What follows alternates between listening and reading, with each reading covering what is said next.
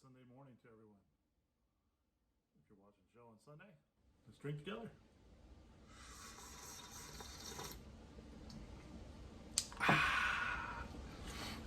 So good morning, Team America, Patriots.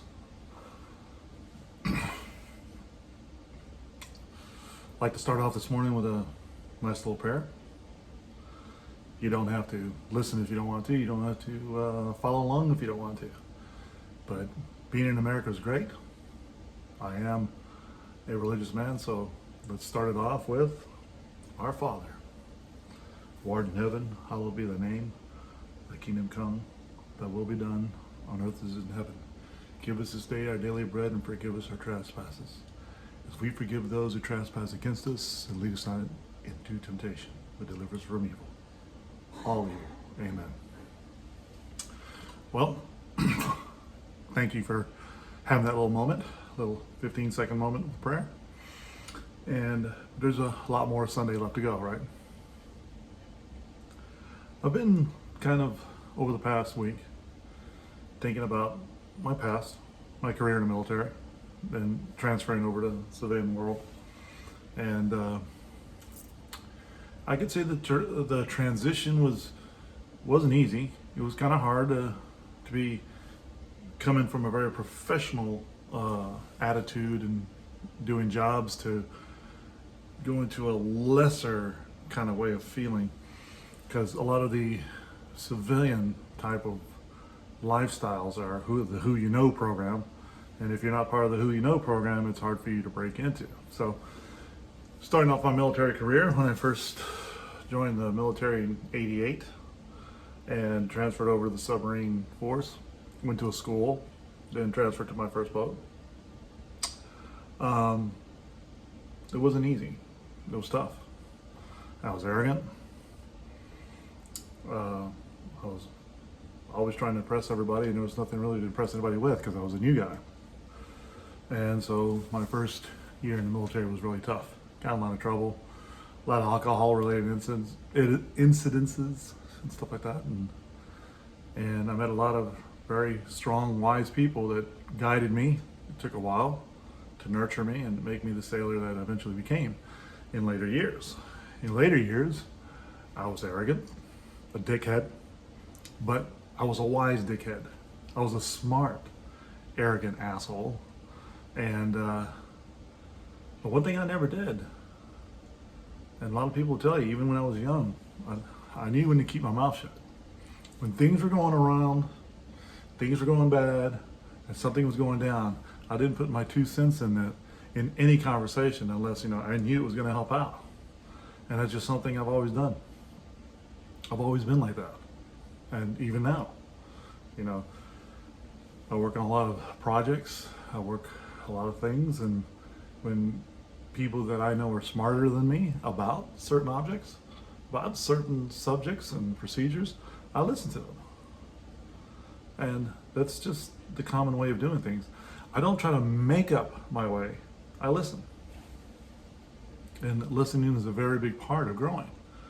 I think that's why some of us, people like me, who are wise and older, love to listen to some of the stupid things that young people bring up. And, our youth are very intelligent. They're some of the most intelligent people on this planet. Probably more intelligent when I was young. But their common sense is like so flatlined, and they can't make the right decisions when they should. It just takes a little bit of, losing your train of thought to ruin progress when you're young today. So, in my military career, I was given the opportunity to not just be stuck like everybody else. I was sent away probably because my mouth, but a lot of it is because they probably knew I could survive.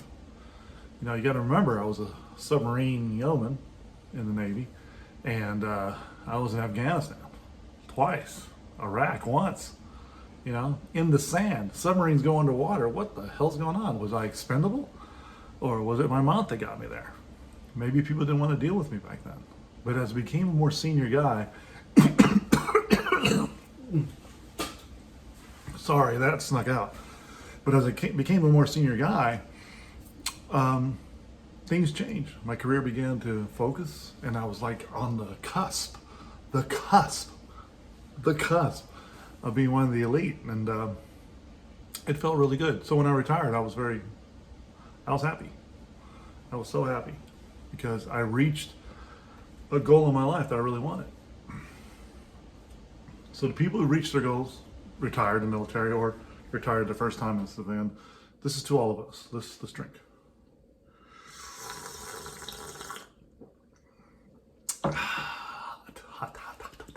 Hot. But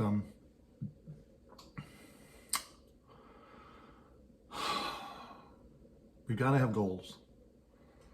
You know, people call them bucket lists and stuff. No, mine are goals, and I have a few left.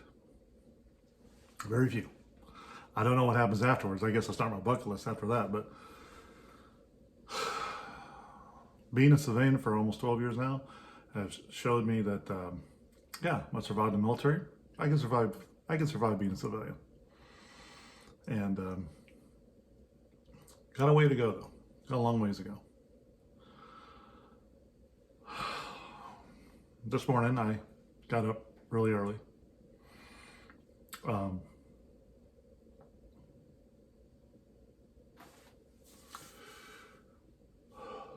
I received a text message from a wife of a friend who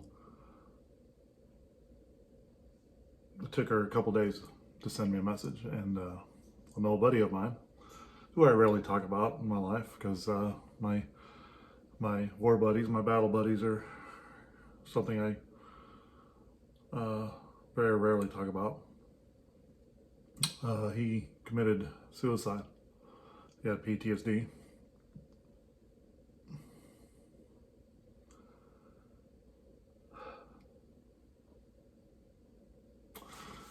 But we didn't keep in contact after the military or anything like that. But he had my contact information. I had his, and I think we only contacted each other once. But it's a disease. It's a really bad disease, and something that, you know, kind of wearing a mask doesn't help. And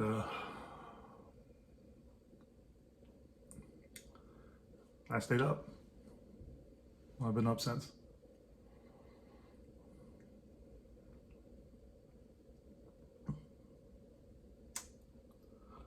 It's tough. It's tough because PTSD is real, especially for vets. And it's tough that, you know, some people, they claim they can handle it and other people can't.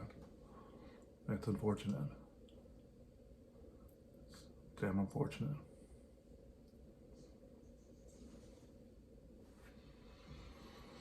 This one's for Darren.